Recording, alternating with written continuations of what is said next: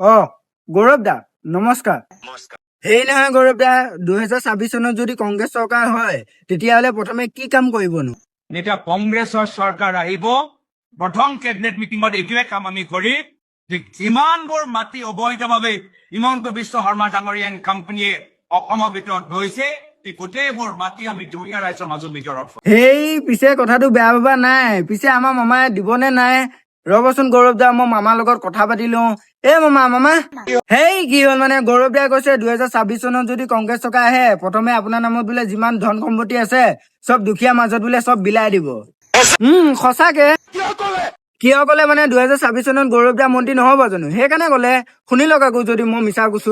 যেতিয়া কংগ্ৰেছৰ চৰকাৰ আহিব প্ৰথম কেবিনেট মিটিঙত এইটোৱে কাম আমি কৰিম যে যিমানবোৰ মাটি অবৈধভাৱে হিমন্ত বিশ্ব শৰ্মা ডাঙৰীয়া এণ্ড কোম্পানীয়ে অসমৰ ভিতৰত লৈছে এই গোটেইবোৰ মাটি আমি দুখীয়া ৰাইজৰ মাজত ভিতৰত। শুনিলে এতিয়া কথাষাৰ?